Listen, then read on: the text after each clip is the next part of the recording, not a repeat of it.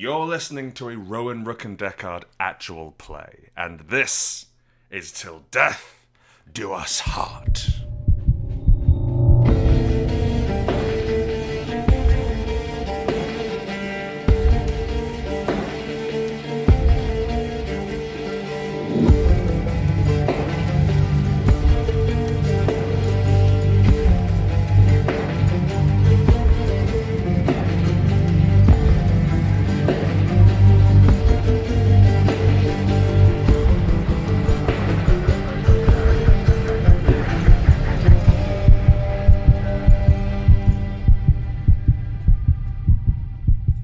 Okay, welcome back to Heart. We're playing a game today. It's called Heart. Let me just start again. Welcome back to the Heart Professional Podcast. We're very professional, and we're here to play the game professionally. Who will be playing with me today? Well, many players. Let them introduce themselves. Ed, who are you playing today? Edward Spence is my professional name. It's also my personal name, he, him, and I will be playing Soil Clogs the Throat, Elfir Deadwalker, slowly descending into the heart itself. Excellent. And Naomi, who will you be playing today?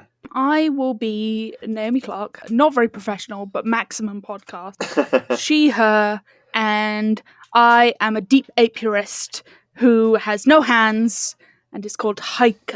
Brilliant. Nathan, who are you and who are you playing today? Hello. I am your androgynous android, Nathan Blades. I will be playing the illustrious Velvet Monte Carlo, the human witch, who is here to make all your dreams come true. And Grant, who are you playing? Hello, I'm Grant Howitt, he, him, and I'm playing Castors Scrift, a sort of mangled up junk wizard. Excellent. And I'm Kieron Gillen, and I will be the Games Master today. We hard cut to deep in the heart, where a load of technological stuff has fallen apart like bad scenery, falling into a void of space and time as a quantum goat writhes beneath you hungrily. From the edge of reality hangs Castor, covered in glitter buboes, desperately trying to hang on. And we're actually going on the screaming of this child, Red Moon in Gold, heavily weighed down with mechanicalness and screaming in desperation. He looks desperately at his hero figure, Soil. Give me a quick intro to Soil. What's Soil doing as reality collapses and what they look like? I think Soil is immediately grabbing onto anything nearby, and specifically, he wants to make sure that the other person that he is holding onto is not falling, as he pulls in a very hairy individual to him. And you can see him for a moment just looking between this figure, and underneath his own filigree gold mask, you see his eyes flick towards this young individual, Red Moon and Gold, as he sees what might be the first and last tether he has to his old life. And he still holds on, keeping Heike close. We pan over to Heike. How is our resident bee expert? She's not having a great time. Her leg is torn up.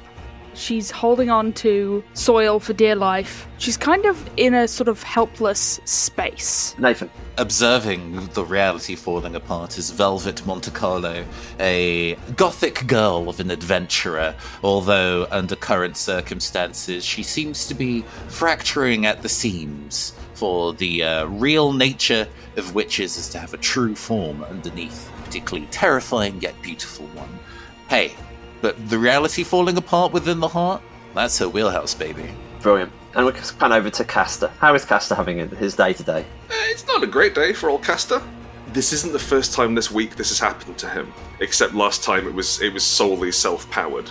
I like the idea that reality's falling apart and Castor is weirdly calm about the whole affair. And Castor goes over and sits down on an outcropping, puts his head between his legs and waits for it to pass. Heike, of course, is in command with bees. What are you doing there? With one hand gripping onto Soil, slams the other into the wall, and I'd like to cast Unchaos.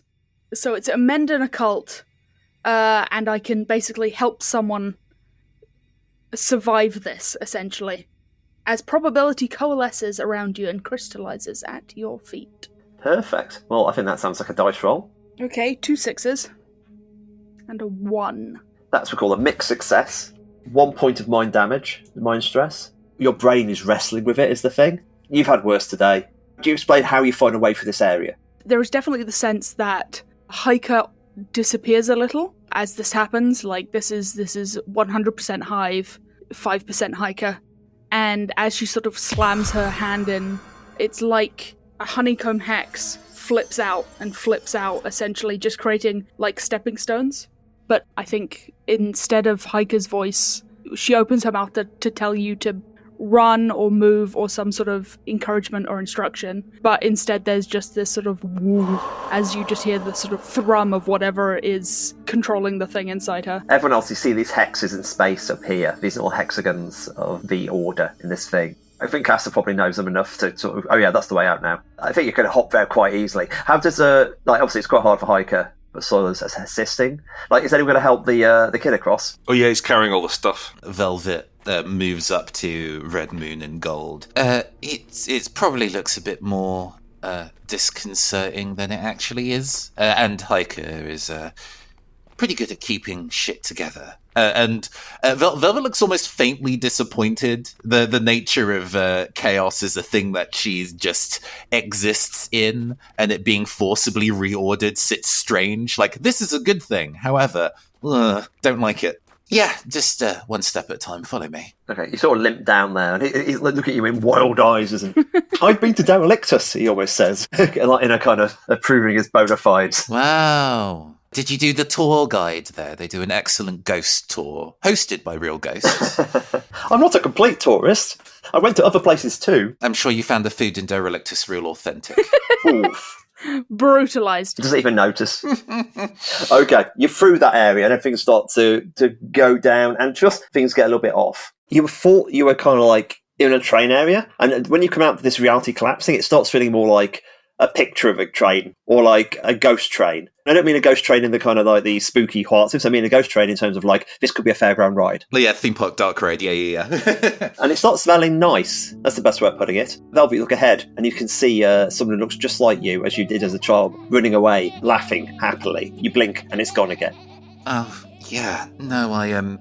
Sorry, I think I'm still feeling some of the effects of the spellcasting we did to set up the bait train car, and there's a minor flashback to Castor and Velvet trying to enchant the train car to get it primed and ready for the aortic leviathan to steal it, and the spell exploded, and the fallout that Velvet got from it was seeing visions and manifestations of her own memories, which stayed at bay while there were more pressing concerns. Now we're no longer being beaten by an 8-foot-tall train with gorilla piston arms.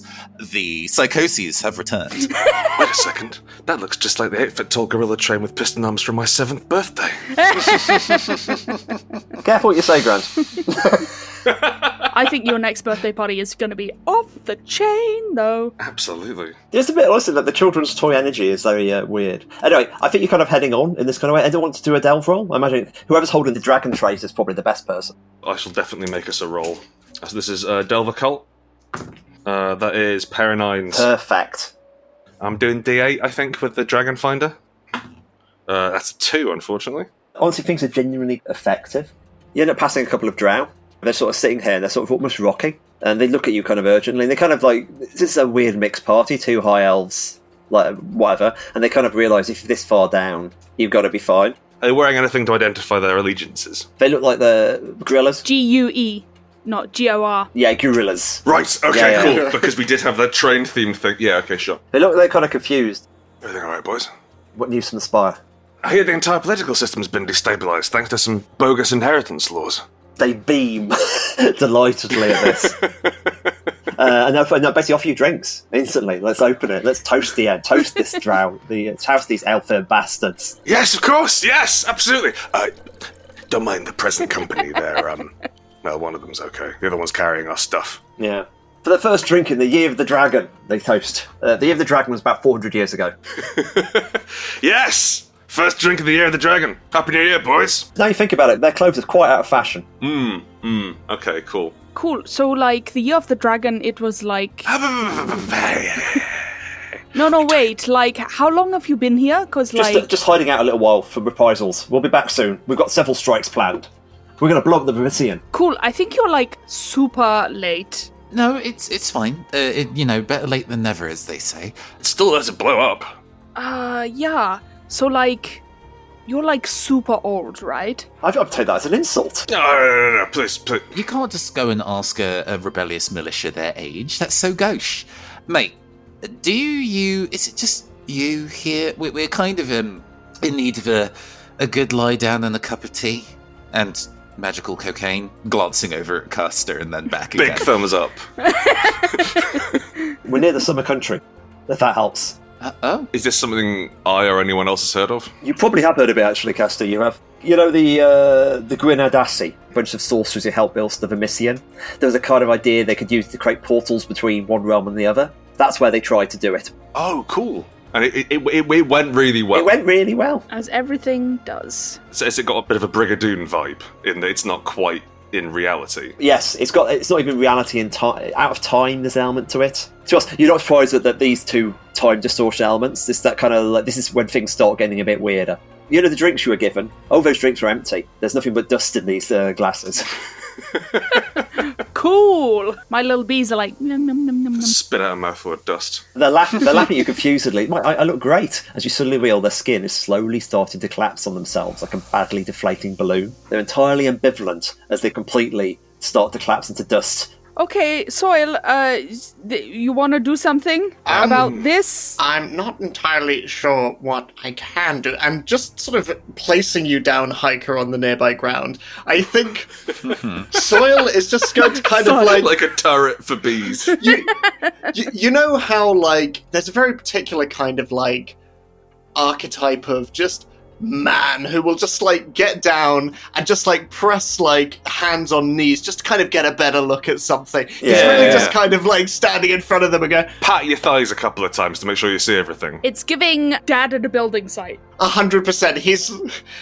He's never seen anything like this before, but this vaguely falls under his remit, so he's just looking at them.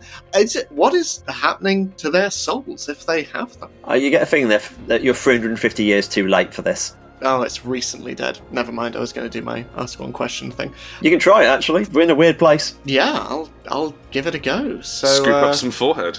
Yeah, I go. reach out a finger, and usually when you've seen this happen before, it is as though the index finger merges with the forehead. In this, you just watch as skin and bone and ash is just like sloughing over in this slurry kind of effect. You just hear him asking, "Are we safe?" We've been safe here for 400 years. For all the good it did us. Oh. That sentence was a roller coaster. Everyone's faces collectively rise and collectively fall as Searle's, just his eyes just flickering back underneath his mask, just suddenly flicks his finger to one side, and there's just as viscera coats the nearby wall and begins to just slide down. And I think we should make a move as fast as possible. Red Moon and Gold, are they like ministry operatives? No, I think they're dead. I think they've been dead for some time, but dead. It all predates the Ministry, boy. This is back when it was the Temple Sinister. Nerd. I want you to know that's so deep a cut. It's actually from an earlier draft of Spire. Wow. Anyone wants to do a delve roll to push on? So that's Searle's territory, Delve Religion, right? It is. I will take Delve and Religion. Ooh, 2 10s. Fuck yeah. Soil, it's a D10. It's normally a D8. It gets pushed up to D10 because you got critical. Let me roll. That's a 3. Still enough, actually. You make good time as you kind of head through. As you progress, you start getting hotter. Sunlight on your face is what it feels like. Specifically, Velvet, how did you imagine that sun would feel in the picture your mum showed you of the surface? How did you imagine that would feel? How did she describe it? She said it was hot, almost burning, but in a good way. And I think Velvet has interpreted that as if you are sitting in front of a warm fire when it's been very cold. And it's like a cozy indoors feeling outdoors. And the weirdness of that idea. Like a hearth in the sky. Mm-hmm. A half in the sky. You feel like a half is above you. You end up sort of walking, like sort of forgetting you're walking. And sort of trudging on and on. The tunnel walls themselves get kind of like, you start thinking they're getting further out as if the tunnel's widening. But you realise it's not, they're getting widening, it's just the tunnel walls are getting more immaterial and more invisible. And then eventually you take a few more steps and suddenly you are in a massive chasm, infinitely bigger than you think. Above you, there is a sun, a miniature sun floating around you. There's a large, lazily smiling face like a children's painting, looking down on you with eyes which are slightly crueler than the other mode. As you look ahead, the first thing you see is this large piece of arcanotech, the size of a large train tunnel. For example, the dragon could have passed through it. It's rusted and weird and broken, and bits of crackling energy. You recognise this, Castor. You realise this must be the nameless summer country. The idea, these techs, they believe basically you could drive a train right through this portals to the heart and get your wish. If you get someone's wish strong enough, you can actually just go straight to the heart like this. It's a wish-powered train. Unfortunately, it went famously wrong as part of the whole kind of system. It might have even arguably one of the things that fucked up the Messian in the first place. However, there's other stuff here that's worth noting, even from your position. There's other people around it. A lot of people are just hanging around and sleeping. Some people are kind of like bartering. There's like a small town. Lotus Eaters, I think, is the vibe you should give. They kind of look kind of sated just to be here. There's a few exceptions, and they're all gathered round. For a second, you might have thought it was the dragon. It's not nowhere near as big yet, but it's somebody making what appears to be another dragon out of bits. If I try to make Smorg the Magnificent out of stuff around my house, that's the energy we have here. As in, you admire the ambition, however, you perhaps recognise the futility. One person works on it busily, everyone else works on it kind of lazily. This is what you see ahead of you. Does the sunlight hurt my skin here? No. Oh, wow. Okay, cool. Neat. Almost the opposite. Because it's hot, you close your eyes for a second, and you remember being 4, running down the beach, a human beach on the far east. How lovely it was. How your mum called out, you turned around, she smiled at you and like you all the world, and then you open your eyes again and it's gone. It's someone else's memory touching you. I think the moment that we start feeling the sun, quote-unquote, on our skin, and Velvet glances skyward and sees the sun and just stops walking... Sorry, this is... You've all seen the sun, right? Yes. I figured it would be... I really wanted to see it for myself for quite a while, and I didn't think it would be that easy. How... Is she's struggling to like find a sentence to say, but keeps pointing at the sun questioningly in a like, how accurate? It's not 100%. Castor is covered in sort of yellow scarves and dark sunglasses and stuff. I sort of uncoil it around and show off my ashen skin. Normally, I'd be coming out in blisters, just right here, but... More than normal, anyway. Oh, yeah, yes, I see, of course, sorry. Yeah, forgot there. My character is entirely covered in horrible glowing buboes. Normally the sunlight would be hurting me, but I take my arms and sort of like roll around a bubo-free patch on my forearm. There's nothing.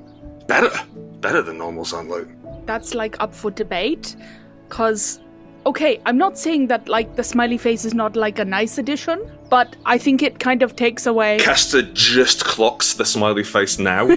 He just realised what's in the sky, because I, out of character, forgot. That's cool. And I definitely wouldn't have said this is better because I forgot about the huge man's face. You can say it's better with the huge man's face. I think I preferred it without that. It's quite a good approximation from someone who'd only like heard about the sun, like maybe from a friend or a friend's like relative. What's the sun like down in Almirah? For a second, Searle thinks the weird joy of like your awesome jackal-like body running naked beneath the sun as the smell of the gin is visible and the electrical cracks. And it's gone. It's back again. You had a moment of like remembering something very different from a body you're not used to. This intermingles with a very strange sensation of nostalgia that he is already feeling. As this conversation has been happening, he's just kind of been stood there stock still, looking up at this light. Strange face and all. But as he looks up at it, I would say Velvet, of everyone, you would probably see as he gazes directly into this light, from underneath his golden mask, there is just a single tear. Oh, no, you're not... I know that you're not supposed to stare at it, I assume. I remember that you're not supposed to stare at the sun, because your eyes literally fall out of your head, or what have you. So maybe... Close enough. I think this one's fine, aside from the man's face in it.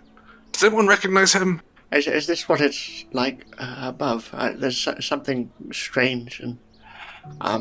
Sir, you remember the sun, right? I don't know. And looking at you, Heike, just... no, I don't know. Oh, not a problem. So basically, it's pretty much like this. Yes. No, it's clearly not. You clearly are distressed by the fact that this sun is not as good as the one actually up there, and I don't think it's fair that you both have seen how cool the sun is and Searle and I haven't. I catch fire outdoors, Velvet. I gotta be honest, my relationship with the sun is pretty positive. Like, having fur means I don't really like burn, so I can understand your pain. But Searle, are you good in there? Like, What's left that's rattling around, I suppose. You enjoy the sun, did you say? yeah, I do. Listen, like, the sun is great, but, like, I've never seen, like, a giant dragon upstairs, so, there's pros and cons, basically. What about a beach? A beach? Yes. There was dust underneath and something wet, water. Beach was the word that was rattling around my mind, but it wasn't my mind, it was... You've, like, never seen a beach? You have, though, I would posit. I mean, yeah, but, like, there's a lot of beach, What is it, like, you're seeing? There's more than one. Oh, like, I don't know how to explain to you, but, like, the way that the heart is, like, really big, but, like, sort of, you only see little bits at the time? Right, yes. The upside is, like, it's really big, but sometimes you can see, like, lots of it at a time. Wow. Like, it just, like, keeps going.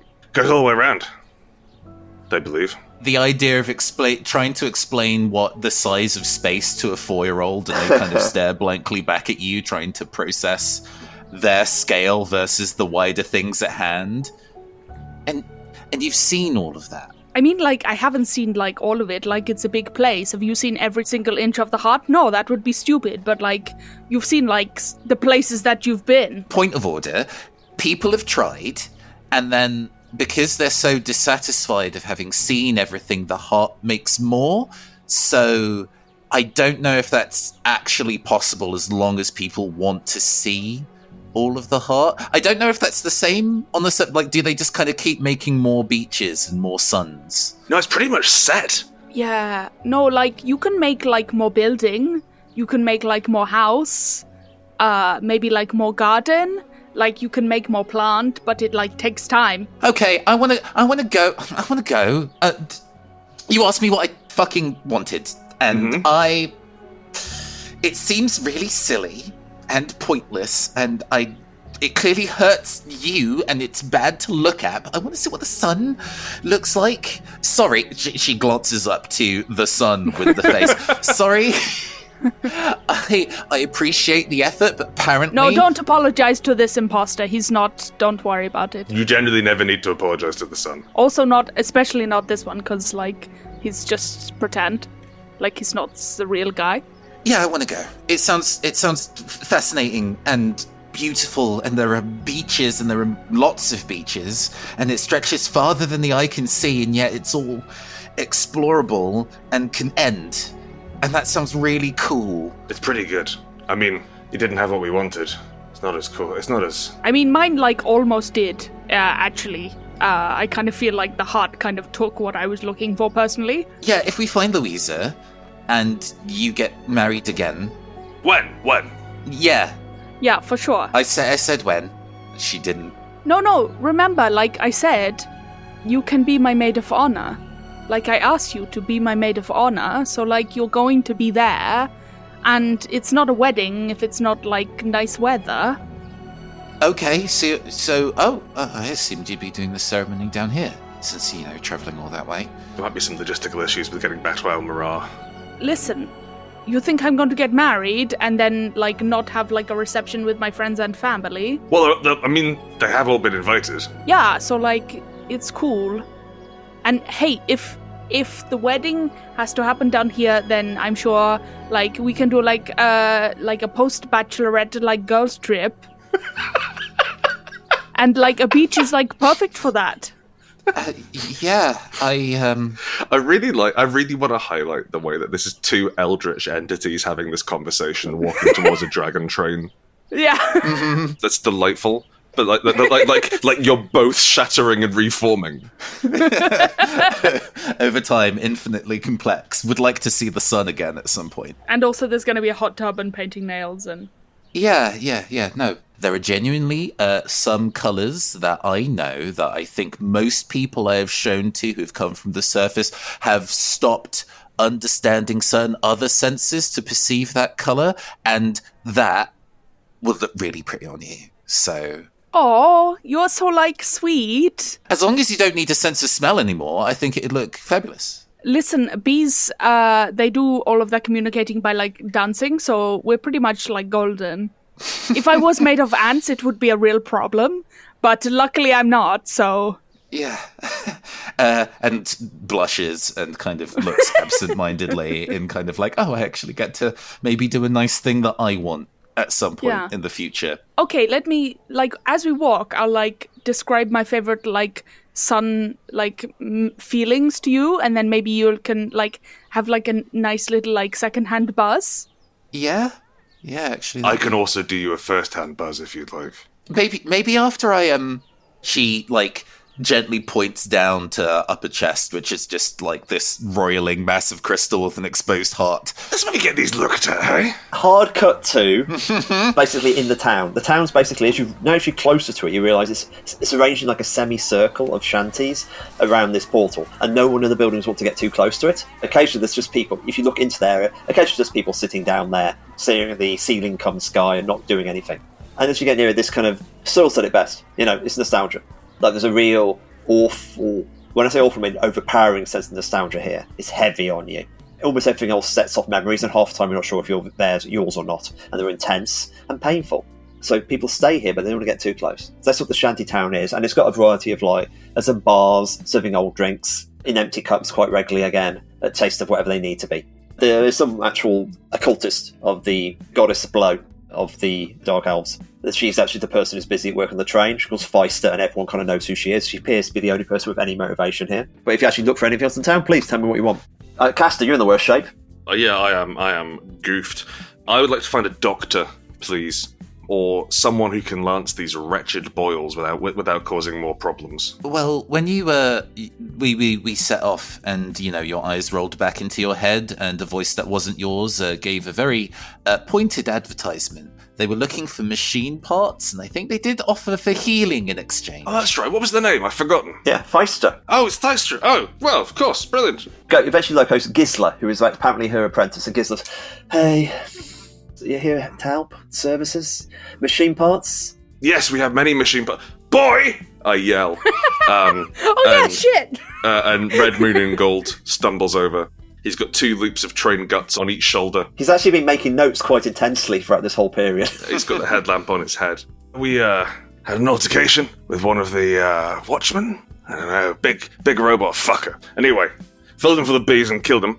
And we've got his guts, and we need you to lance our boils and maybe do something about that. And I gesture back with my thumb, and like the end of my thumb fragments and sort of spirals off a little bit into Velvet's chest. There is a sheepish wave from the middle distance. Guys go, hey, yeah, that sounds nice. We'll sort that out. Feistra, there's this people with some parts, yeah? What are you building for? Oh, we're building a dragon. Right, is there, like, a lack of those guys, or... Yeah, it's like, it's always been her dream, to have, like, when she was a little girl, she used to dream of having a dragon, and, like, flying to the centre of the heart and getting her wishes, and it seems like a good dream, so we decided to help her. That's good of you. Yeah. Great. It's nice. I lead into the guy as well. I'm like, just speaking from one fellow in the know to another, could I have some of whatever you're taking? I have money. You stay here, and trust me, it's very hard to have anything else. Cool, okay. Okay. She reaches over and touches your forehead and goes, I remember, like, smoking once when I was 16, like, and I hadn't smoked for days, and remember that feeling? And it hits you hard. This kind of dark elf memory. They don't make weed like that anymore, do they? No, they don't, heavens. No, haven't felt anything like that in a while. Voyager enters. She bounds down. This kind of tiny woman who's basically built like a spring, like an annoying jester is kind of her energy. Coils! Oh, I know the place for these. I am so excited. Thank you so much. She bounces between each of you, high-fiving you, before starting to drag the coils off, and starts to add them to the dragon. Oh, ooh, she goes as she goes past. Then she pauses to Heike. Wait, okay, no need to be, mean. It's not my fault I don't have any hands. I didn't mean to. Can you, help him? Of course we can. Let me just attach this. It's very important. She sort of attaches it to the side, steps back, hands on hips, kind of nods satisfactorily. Let's see what we can do. Come into my surgery. Hard cut to a room inside the dragon, which is basically where kind of her surgery quarters. Definitely someone remembered to clean it once, but it might be a nostalgic memory. And she's just quietly got a kind of a big pair of gauntlets on with needles, and kind of goes, "These will help." And she just starts the hyperheater and starts popping them. She gives you a small dose of a vial of something. It's a hard hit of nostalgia of when you're asleep. So you remember this really deep sleep you had once. To go from major to nothing, it's a D8. So to cross off one of the dials to lose your major fallout, which is the double popper. Done so. Thank you. Anyone else want to heal anything? So, by being given the Ring of Tears of my auntie, I am no longer under the major downed fallout, I assume. Yes, you're good at that. Mm-hmm. I would love to heal or go towards healing this echo fallout of my chest being open. I don't know if she actually has anything for that. Has anyone got any blood mine supplies, are basically what they mainly deal with here? Hey, my auntie did say this is what was supposed to be, and it will go away when it's supposed to go away, I guess. You could try putting something over it. Like a saucepan or something. No, So she did a show of this before and does it again. She removes her leather jacket and puts it on backwards, but because the opening in her heart is conceptual rather than physical, it just opens in the material. Yeah, it's kind of there to stay. You wouldn't want to ruin a saucepan, I suppose. Nah, I guess you could conceptually fry an egg on it afterwards, but not very much physically. Never been one of a conceptual breakfast. That's perfect. Can you adjust your deja vu? I think it's probably worse here, considering it is the... That's Echo as well, right? Yeah, and it's physically manifestating. It's worth noting. It's not just seeing, it's begatting, which is a dangerous thing here, I imagine. Yes. Previously, the idea that there was a fake sun in here was just well, there are many things in the heart that are strange and unknown to mortals. And over time, realizing oh no, this very much aligns with what I remember being told about the sun, including when I was 6 and I drew it with a smiley face and was told that's not what the real sun is like. And so now she actually, even though this is a horrendous sight of Caster being treated, she's not especially keen in going back outside the dragon where the sun can see her. That's great. Is there anything else anyone do before leaving the place? I don't have a specific item in mind, but I would love an equipment with a mending tag on it. Like healing equipment, basically. Yeah. Those kind of medical supplies. Have you got anything you want to trade for it? I have very little in the way of loot on me, but I think at this point, or actually, I have an ability that's about calling in assistances of bonds while I'm in havens. Yeah. I don't have necessarily a named NPC I have a tie to here, but I wonder if there is something I can do. I could fuck with the idea of the fact that my deja vu is making people I know manifest here, even if they're not actually real. This works for me. Okay. I would love to go and find a witch, somebody who also has this blood curse to make wishes come true, and play them for echo healing or echo understanding, considering the fact that the main healer here cannot. You're kind of heading out of town, so that's the kind of, I think everyone's basically got what they want, and you're just heading that down, sitting right at the boundary between the living sort of sludgy city and the sleepy out-of-time people approaching the gate. Is a witch sitting there, cross-legged. Her hair is long, made of wire, it's growing from a scalp. This is the hardest touched her hair. She has no eyes in her head, and instead 2 small fleshy glands pulp in there, like a slow rhythm. She turns her head towards you, going, "Is it this time again?" Hello, good day to you. And there's this elaborate bow in which you can only infer is the kind of greeting between witches under which you are not familiar. She did not do this for her auntie. But she doesn't this time. There's no need for that. We know each other really well. Oh, gosh, it's been... Gosh, how long has it been since I saw you? You're one of Great Granny's friends? No. I don't think you've met me yet. I've met you. There is a mild apprehension of kind of like, are time anomalies okay as a chaotic entity, or does that fall outside of the rules? And she's like, I'm going to go with it. I can't be put into witch jail down here. You know, at this point, who's going to catch me for breaking witch treaties? Well, hopefully I'm not causing a time paradox by saying hi. Oh, definitely not. Almost the opposite. And she's beaming. Oh boy. Oh, you know what? The summer court was mentioned not long ago. It seems to be important to the folks here. I do have this, and I don't really know if I have much use for it anymore anyway. And she pulls from her pocket one of the trinkets of which I rolled when I made my character forever ago, a harmonica that has the word summer court engraved onto it. Well done. I wonder if you could make better use of it than me, especially if you're staying here. I don't know if I want to stay too long. She almost glances over her shoulder at the sun, and then it's like, I'm not staring.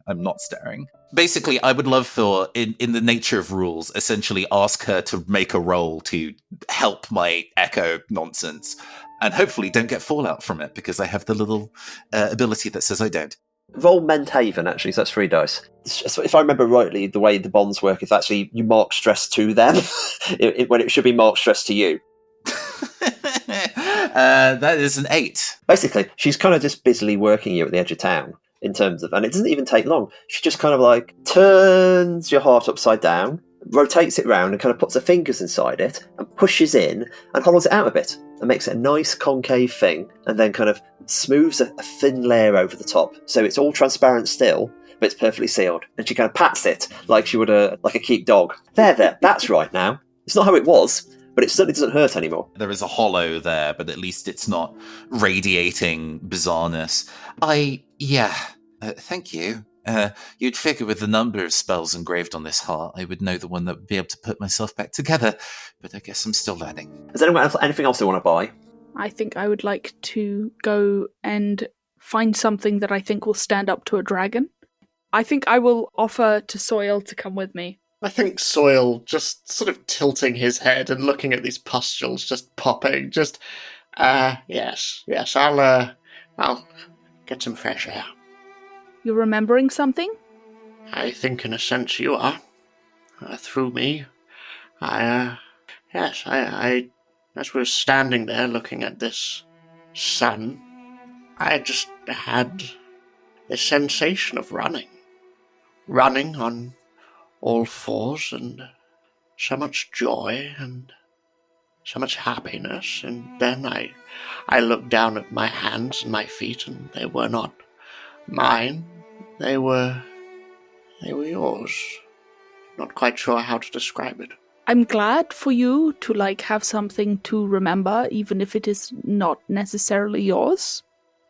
Maybe it is nice to have something to hold on to, even if it's not maybe belonging to you. You know what I mean?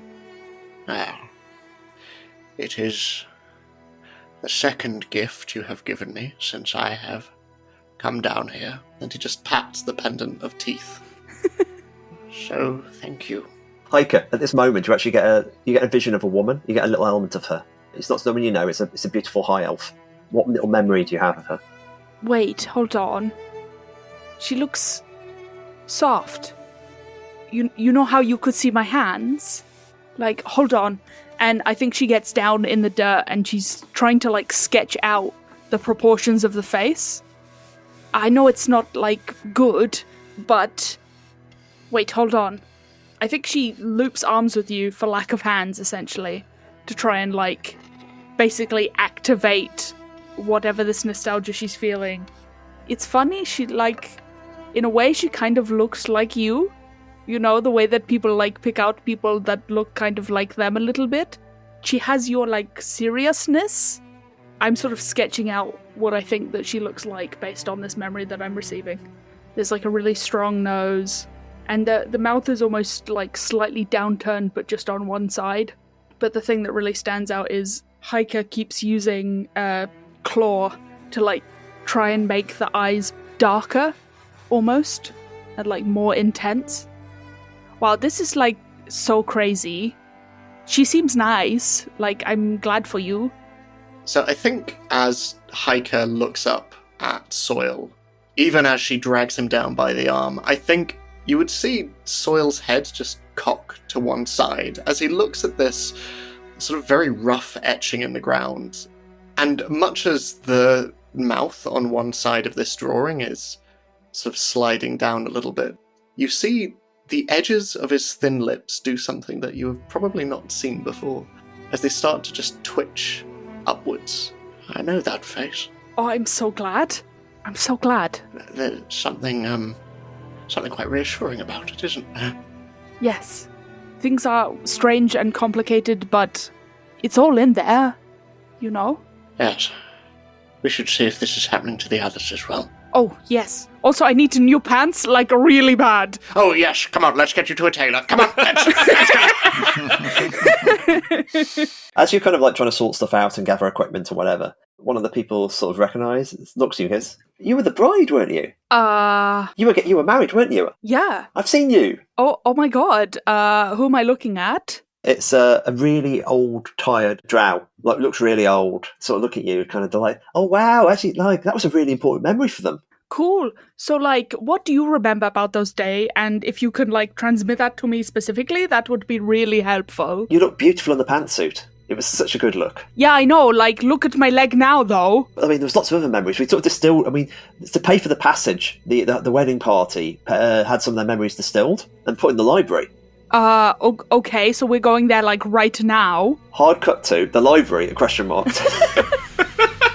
Beneath the soil, you have a collection of, like, memory bottles, you realise. Little memories they put in little kind of flasks, which you can then basically knock back and drink. That's how it's explained to you. Great, so, like, if there's, like, one from, like, the front, we'll start with that, and then we'll work back, because Oh, you can't have them. These are... We've worked very hard to distill them. These aren't yours. Sure, I'm, like, happy to trade for them or some whatever.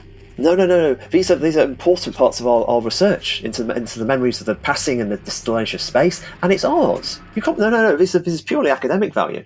Cool. So, like, you were like, "Oh my god, I've got these memories about you specifically. That's kind of like my life." And now you're like, "Look at them in the bottles, but don't touch them." Like, what is that about? I may be able to let you take one, but there's at least 20 here, which are from your wedding party. Cool. How frail does this person look? Pretty frail. Okay. No. What a question. You look back at Searle, and Searle just, like, nods at you. That poor drow thoughtmonger. Cool. I'm like, "Oh my god, I'm so sorry. I just had, like, a moment. Wait, give me 1 second." And I, like, turn around, and then I just take out my hive tool, and I'm like, "Ah!" Not even the smoker. Nope. You're shiving. I am shiving. You shiver, she drops to the ground, she's not moving, and then you grab as many bottles as you can and head out, yeah? Yeah. I'm like, okay. Searle, we're, like, good, right? Like, she was being, like, crazy. She was keeping what belonged to you from you. Cool, right. No harm, no foul. You're so right. Let's go. As you're heading towards the edge of town, you suddenly realise they've got guards. Okay, so, like, I maybe made, like, a little mistake, and maybe we should be, like, moving a little bit, but in all fairness, she was being, like, kind of crazy, so maybe with the hurrying it up. Sure, sounds good. Who was being... You know what, I'm not going to ask. It's fine. Anyway, I've got pockets full of bottles, don't worry about it. I didn't ask you, she says, kind of increasing pace. What's in the bottles? I don't think it's going to get you high, I'm really sorry.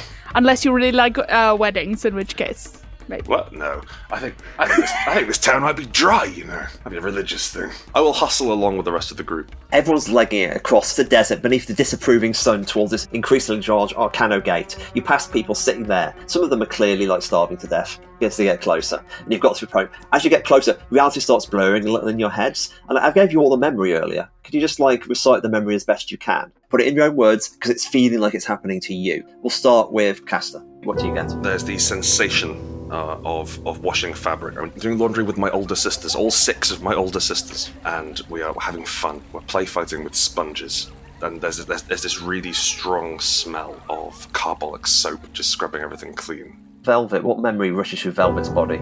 As we kind of move across, there's a thick smell of herbs and tobacco that fills the air as I remember sitting on the roof of an apartment building above the surface. The best smokes are stolen smokes.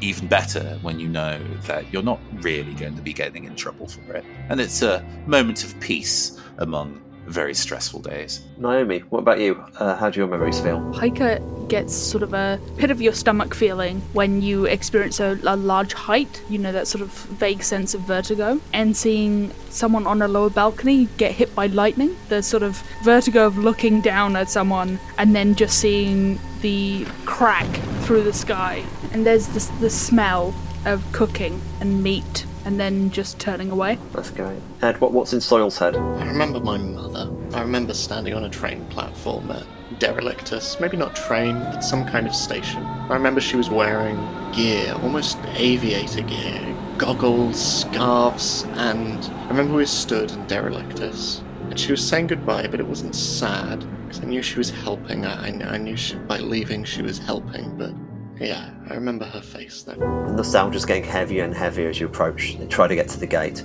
How does the memory made you feel, Castor? What that memory, which wasn't yours, and obviously was very potent to someone, how does that feel? There's this incredible heaviness to it, this incredible weight of memory sloshing down over me, and I can feel myself retreating into it. The desire to go and join the greatest party at the end of the world is being subsumed by the desire to sit down and spend time with my family. There's this wave of nausea in the pit of my stomach as the alienness of this smashes into me, and the fact that I don't have that to go back to. I never had that sensation, and it's the first time that I've experienced the sense of community and togetherness.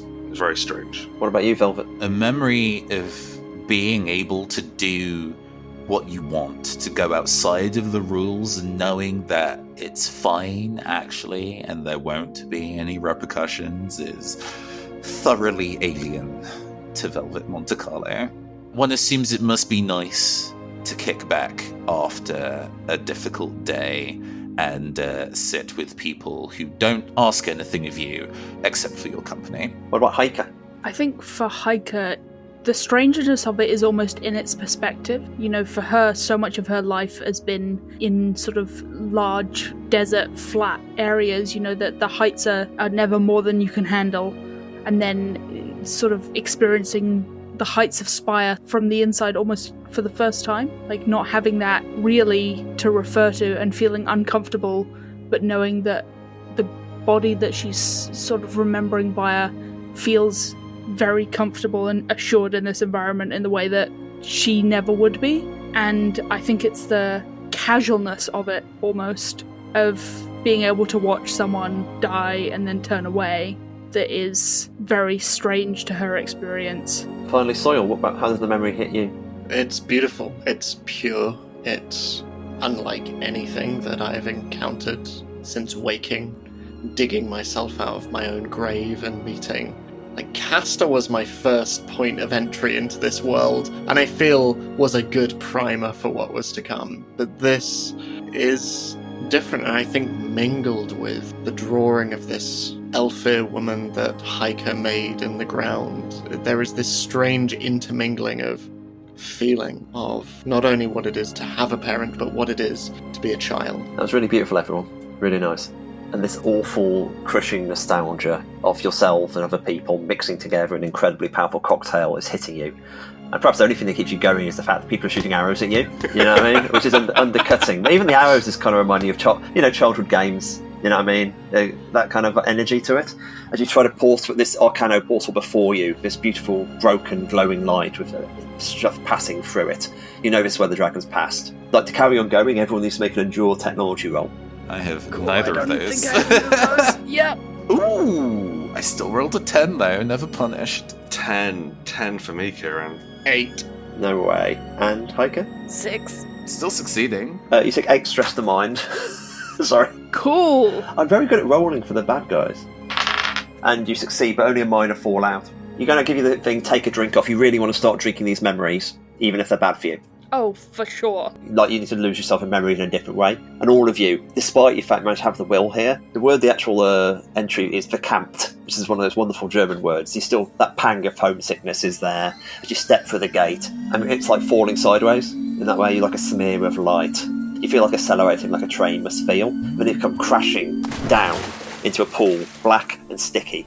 You look up, and stretching before you is another part of the heart.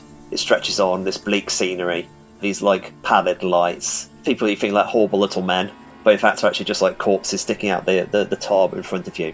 And curling up before you, about a mile, maybe half a mile, it's difficult to say with the scale, is the aortic dragon nesting. It's curling upon a pile of carriages beneath its body, massive.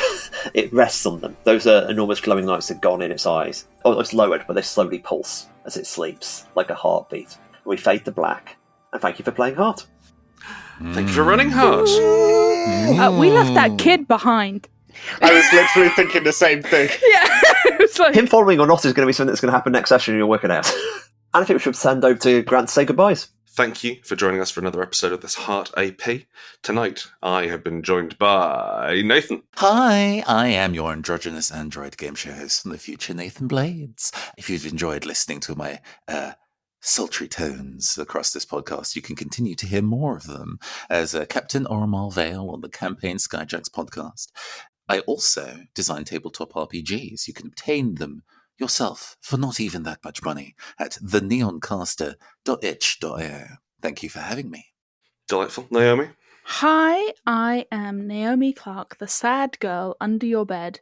And you can find me all over the internet at Naomi Thinks It, and you can find my show at The Kilder.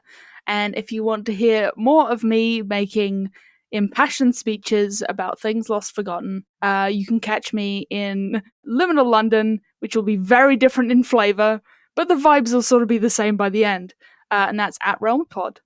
And Edward. I am Edward Spence. You can find me at Edward_Spence_ pretty much everywhere. You can find me GMing over on Wounded Warrior Project, where myself and an incredible cast have told the imagined next story in the history of Middle-earth in the 4th Age. There is a 2nd season coming soon. Please keep your eyes open for it. You can also hear me as a player over on My First Dungeon, which I am incredibly excited about. I think will have started by now. And you can also find our Crit-nominated series, Beyond the Brook, over on Stella Luna's channel, a story of 5 children lost in a mysterious wilderness known simply as the Backwoods. What are you playing on My First Dungeon, Ed? Peyton Town Red. Ah. Yeah, which after their Orbital Blues one, I am so excited for. Mr. Gillen. Hi, I'm Kieron Gillen. I've just found myself just wanting to describe myself, I'm the sad bed under your girl, which just... Hell yeah, you are! Yes! Deep beneath the soil. I'm in your girl's bed weeping. You can find me on the internet. I wrote Die RPG. You can find me on the internet under KieronGillen.com. The newsletter is the best place to get me and hear me. And my new comic, The Power Fantasy, is available in all good comic shops and some bad comic shops soon. Or now, probably been out. And I've been Grant Howitt, he, him. You can find me at GS Howitt pretty much everywhere. Or, as I've said before, go into the woods and yell, and I will come running out on all fours, naked and bestial, and sell you a game. Goodbye, everyone. Goodbye. Bye. So long.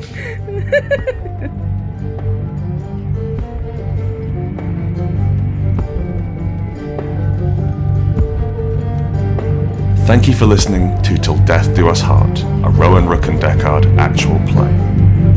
This episode was produced by Naomi Clarke, with editing by Maddy, Searle, and Oliver Moore. The theme was by Nick Seatman, with additional music by Kai Pritchard. The GM was Kieron Gillen. Soil was played by Ed Spence. Velvet was played by Nathan Blades. Castor was played by yours truly, Grant Howitt. And Heike was played by Naomi Clarke. If you'd like to learn more about Heart, the City Beneath, and our other fine role-playing games, go to rrdgames.com and buy something, why don't you?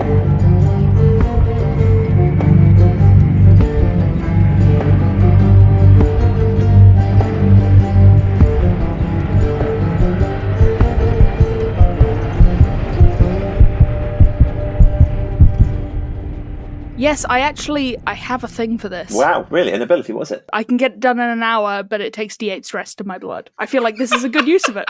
What's the ability called? It's called Hiveboard. It's for getting through small gaps. But I feel like... You can use it to effectively reprint your leg. Yeah. Yeah. Mend plus Occult. I'd like to point out that the ability doesn't say I have to roll. Yeah. Before telling you I got a 3 and a 4.